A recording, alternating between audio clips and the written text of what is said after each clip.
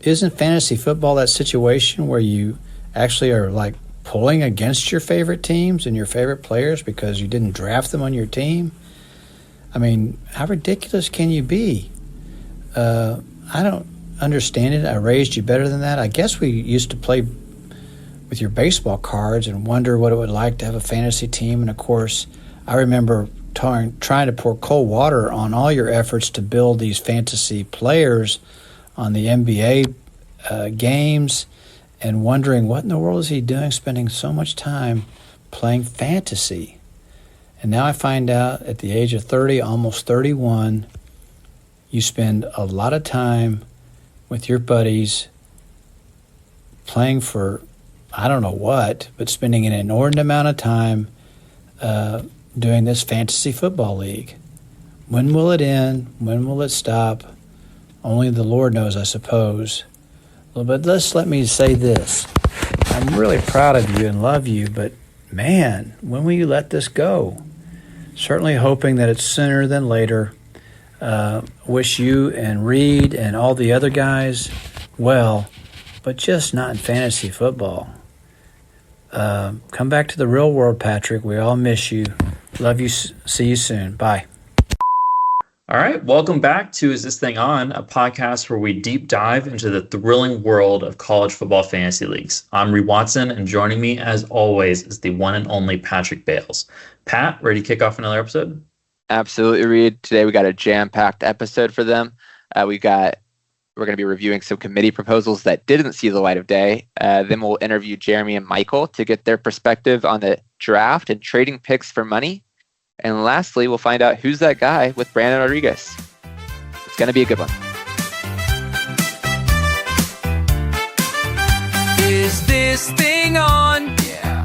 Probably not, but we're still here, giving it all we got. Fantasy football with zero fame. Too much effort for a made-up game. Is this thing on? Who knows? Who cares? Let's go! Okay, so Patrick, so while the league was busy tearing itself apart over the whole playoff committee instead of standings thing, turns out there were other few rules proposals that didn't even make it to daylight. I think you have the inside scoop, right? Yes, I am an esteemed member of the rules committee as the commissioner. Ooh. Let's just say the playoff committee was one of the better ideas we put forth this offseason. Well, I have the first one here, and I think I understand it in concept, but I'm a little confused. Transfer portal rule? Yeah, so this idea is truly bananas. I kind of love it, so it's going to be hard for me to say that we shouldn't do it. But every year, week 6, we would randomly pick a player from every team, put them into a transfer portal, and so you could just lose Dylan Edwards. You could lose Bryson Washington for no reason, week 6, and they would go into a redraft with a randomized draft order. So I think it matches up well to college football. What do you think about that? I hate that. I hate the idea that I might lose. You're saying in the middle of a run, like I've got Bryson Washington's just crushing it, Ashton Genty 2.0, and then I lose him. Yeah, but think of the upside. I could get him. And so there's Right. really some positives to this rule. And you might lose nobody. You might, the randomizer could be kind to you. You could lose one of those running backs that never is going to play that you've stashed for 4 years, Reed. Who knows? Yeah, I was about to say, you could get Bryson Washington. I could get SMU's 4th wide receiver, Who I swear is about to pop. God. Okay, well, it's pretty chaotic. This next one literally says chaos. Chaos Bowl Invasion. Tell me about that. Yeah, so this one's another phenomenal idea. During the championship matchup, every other league member gets to donate a bench player to be counted to the score of the team competitors. They pick what player they're giving and who they're giving it to. So if you're a friend of one of the people in the championship, you could absolutely help them.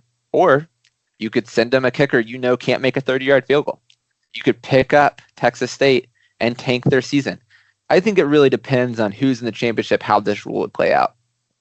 I think with the culture of the league, I think we'd see way more bad defenses and shitty kickers than help.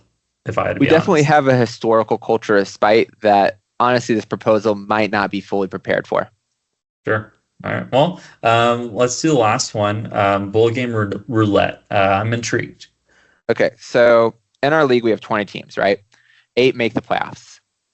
Historically, with those other 12 teams, we've thrown them into a draft pick tournament where their scores added up over 3 weeks.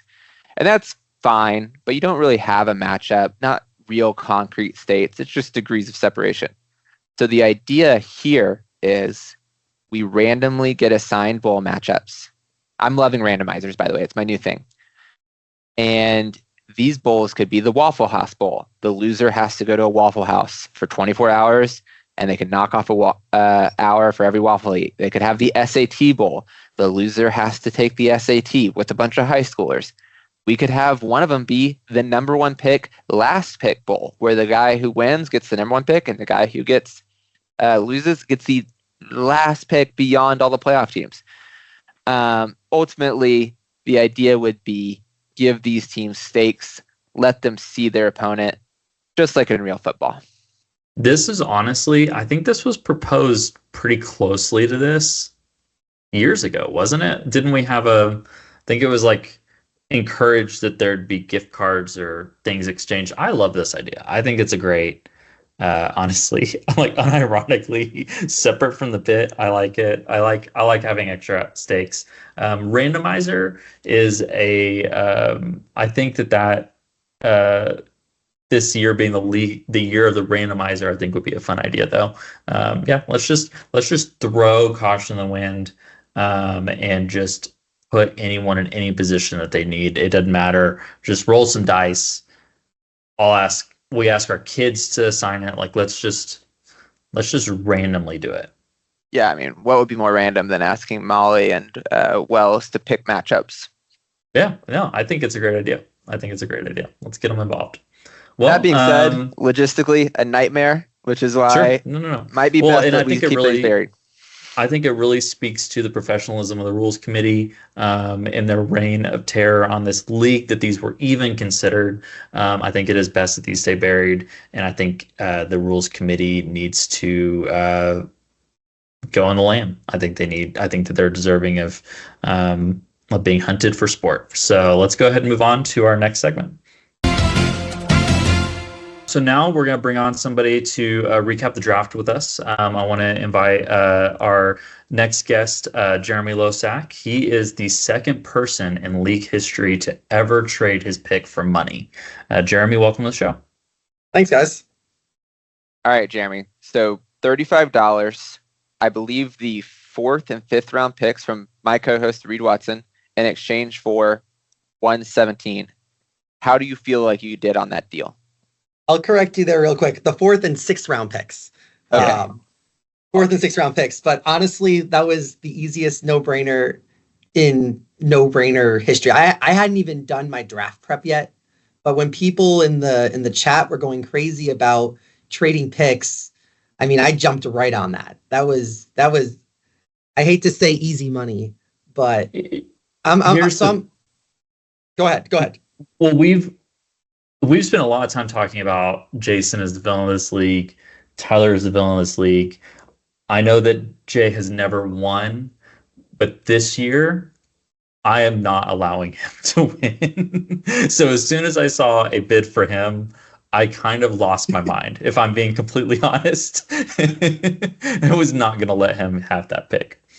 Well, and that's totally fair, right? And I was almost hoping you guys were going to keep bidding it up, because when I put my first pick in line, I didn't have any expectations of getting a 4th round pick back in return. I thought it was just going to be one pick for 35 and that would be it. So when y'all were throwing in 4th round picks, 5th round picks, 3rd round picks, your firstborn children, you know, that was a moment that I definitely wanted to take advantage of. So a little background. So I'm an economist by trade. So analyzing markets and market pricing is kind of my gig. And if I were to actually price the value of my pick, and my pick wasn't a high first round pick by any stretch of the imagination, it was 117, right? So if I was to price my own pick, I'd probably put it at $5 to $10 max. I wouldn't put it anywhere near $35 and a fourth round pick and a sixth round pick. Just wouldn't have done that, right?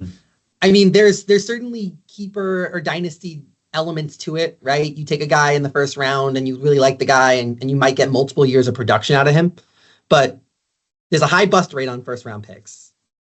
There's a high bust rate on any pick. Jeremy, do you have your PhD? I do, yes. Okay, Reed, how does it feel to have a PhD tell you you were an idiot? I feel like these days, I just feel like science has really lost its way. Like, I don't really trust the experts. Go with my gut. No regrets. No regrets.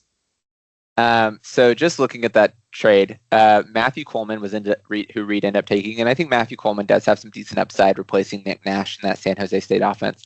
But he averaged 6 fantasy points per game last year, and the player you got in the fourth round first pick was Mark Fletcher, who averaged 9.4 last year.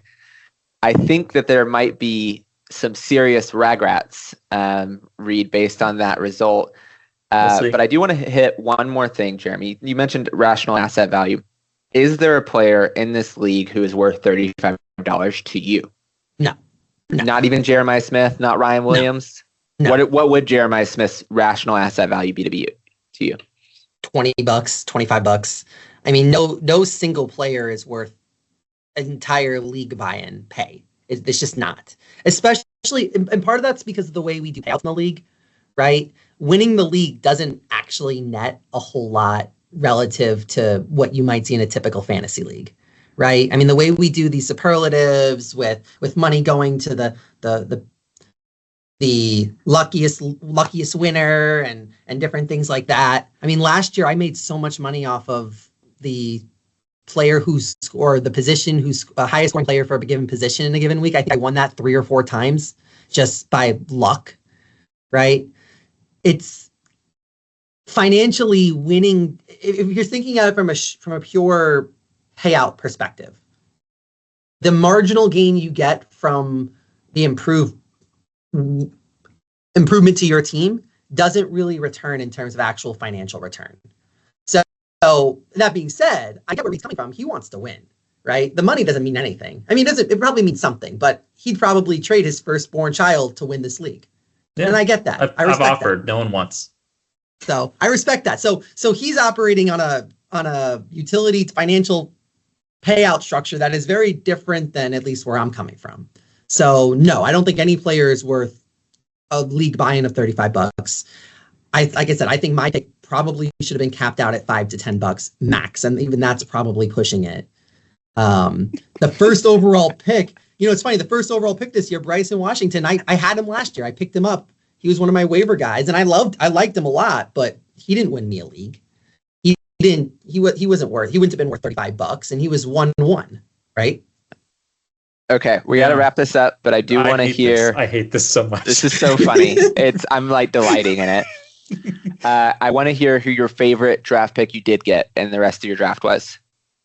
Yeah, so part of the reason I was willing to trade my first round pick is because the guy I really wanted, I knew I was going to get in the second round anyway.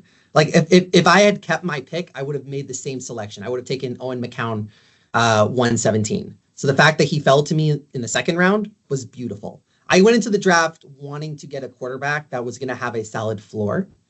McCown last year averaged about, I think, around 21 points a game in his first full year in that system. And my expectation coming into this year with the year of development, especially and with that relatively soft schedule UTSA has, he's going to be a 25 to 30 point per game quarterback, which is exactly the sort of production I was looking for. Now, I came into the draft thinking my running backs were fixed because I had Martin and I had Quinn Joyner, who unfortunately, rest in peace, Quinn Joyner, a day after the draft, right? So I came in expecting to be set at running back. Wide receivers, I mean, again, I haven't had much success with wide receivers, but you could play the waiver game on those pretty easily, I think, at least comparatively speaking. So I really wanted that quarterback with the floor. And the fact that I was able to get, so on my big board, like I had McCown as my number 3 guy. Like I was going to take him over a lot of other guys. I had him number 3. I had him number 3. He was my QB. He was my QB2. He was my QB2. Sam Levitt was my QB1. I wanted McCown. I had a feeling McCown was going to drop to me in the second round because there's just not a lot of buzz around him. And I got historically him. Quarterbacks in the second round are. I'm going to take the under on 25 points per game. That's all the time we have. Jeremy, thank you so much. You've been a great guest. Look forward to this podcast dropping sometime this weekend. All right. Well, thanks for having me, guys. Patrick, we got to stop here. We just got a silver alert. Just off the press. We need help finding Michael Coffey. He owes $50 in lineup fines. There's a reward if you find him. We're just more concerned about his safety than anything else. I hope the police use excessive force. So now we want to get more info on the draft, and so we're going to bring in another guest. We're bringing in Michael, who is the first person in league history to buy a pick. Michael, welcome to the show. Yeah, no, I appreciate you guys having me. Now, Michael, Reed got absolutely torn apart by our other guest, Jeremy, about his rational asset value. But as someone else who purchased a pick for $35, surely you think Reed got a good deal for the 17th overall pick. Yeah, I mean, it makes complete sense. I bought the 3rd overall pick for $35. So naturally, the 17th pick probably has the same value. I'm sure that every person would think that is a smart decision. But, it's similar to trades, right? You got to look at what the value is. And if Reed felt that was the right value, even though nobody else did, then, you got to stick to his guns. But we'll see how it all pays out. It takes 2 to bid war. Point of clarity, Michael, Reed actually valued the 17th pick more than you valued the 3rd pick because he also threw in his 4th and 6th rounders. Oh, wow. I mean, hey, who'd you draft in the 17th pick? A phenom, just you wait, wide receiver. Matthew Coleman, coming off of 6 fantasy points per game last year. He moved up. He's wide receiver 1. It's going to pay off. I don't know how this is partially my show, and it feels like the first 15 minutes of this podcast is roasting a decision I made within 10 minutes of waking up on a business trip. Sometimes you swing and sometimes you miss, and it seems like this may have been a swing and a miss. But if you get a win, you get a win. At the end of the day, Ole Miss pays multiple millions of dollars to go 9-3 on their roster. But hey, 1 year we may hit it big, and this could be your year, Reed. I don't know about it, but it could be. Thank you. Yeah. I need to work on my NIL. I've got some boosters with weird ideas. So I want to cover the rest of your draft real quick, and then we're gonna have to let you go. But I absolutely loved it. The pick you purchased was Desmond Reed. But then later on, and these are the kind of guys I wanted your perspective on, DeCorian Moore at 15. Quincy Porter in the 4th round, and Tavian St. Clair in the 11th round. How do you feel about those picks?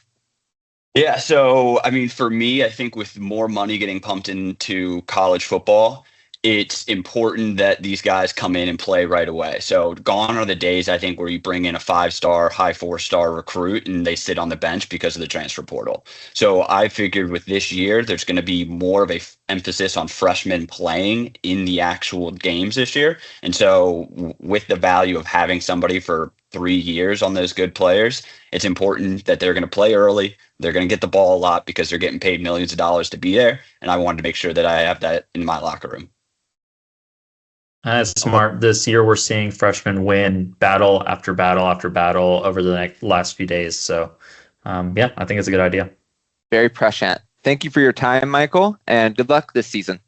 Thank you. Appreciate you guys having me on. All right, it's time for Who's That Guy? Today we're joined by Brandon Rodriguez. Brandon, welcome to the show. Let's get right into it. Who are you? Who do you root for? And how did you get involved in this league? Yeah. Hey, y'all. It's a pleasure to finally be on the pod. My first pod experience. So very exciting. But Yeah, my name is Brandon Rodriguez. I root for my Baylor Bears and South Harmon Institute of Technology, of course. Um, and Very real university. Absolutely. And yeah, I got started in this league by having the misfortune of being roommates with a few of the people that were essential to the league creation. And so that's how I kind of got started in the league. Now, Brandon, the acronym for South Harmon Institute of Technology is SHIT, and I have admired your consistency with that name and the fact that you have a losing record all time in the league and only one podium finish. And I think, how do you be consistent with that? Is like last year you expertly identified John Mateer as a potential stud in the 7th round, but then you traded him a week later for Michigan's backup to the backup to the backup running back. Do you care to defend yourself? I feel like every decision I make is probably one step too late. And maybe that has something to do with my success and failure. But the John Mateer thing, honestly, I had a stacked quarterback room. I think I had 4 or 5 quarterbacks before week 0 or week 1, and had to make some tough decisions to drop a few of them. So he was just, unfortunately, didn't make the cut on that one. 2 of the quarterbacks Brandon chose to keep over John Mateer are Jacob Zeno and Austin Novosad. Jacob Zeno is the backup quarterback at A&M, coming off a year where he lost the starting job at UAB. And Austin Novosad has the distinction of being one of the best QBs to never go to Baylor. So, I mean, you got to make those same decision. I think you have no regrets. So speaking of regrets, how does your significant other feel about your involvement in this league? I think she's concerned that it is an unhealthy obsession for me. I think she's concerned that, the people, just that me being part of the league is not a great use of my time, to be honest. But you know what? I think she is wrong in that, but that's okay. We have our difference in opinions, and she respects what I do with that time. So I think she's a supportive wife. She does a great job. That's very sweet. Now I want to talk about who your daddy is and who your children are. In a segment, who's your daddy, who's your children. Would you be surprised to find out that Jay is your daddy all time in the league? He has just been beating the shit out of you, 6-1 all time against you in the league. Wow. I did not know it was that bad, but to be fair, I think Jay probably is a lot of people's daddy, or at least he's always a pretty top competitor. So he's the Nick Cannon of this league. He's got a lot of children. Yeah, absolutely. Yeah. Reed, I don't think we have time for the children. No. I think it's important to say, you do have somebody that you've beat consistently in this league. They're one of the founding members. So you have played them a total of 12 times, which is wild. You're 4-8 against them. That 8-4. That is. I don't even know why I'm correcting you. That is Patrick Bales. Oh no! You have beat him. You beat him 8 times. Wow. In the history of this league. I think it's a 10 year. Is this the 10th anniversary of the league? Okay, we have to move to the rapid fire. That's enough of that. All right. Well, now we're going to ask you some lightning round questions, just on a range of both college football topics and fantasy topics. We just want to get your thoughts. So, to start off, waiver wire or draft? Waiver wire. Trade up or trade down? Trade up. Who's the bigger villain, Tyler or Jason? I'll say Jason. Yeah. All right. Prospects or veterans? Man, I'd say veterans. NFL or college? College.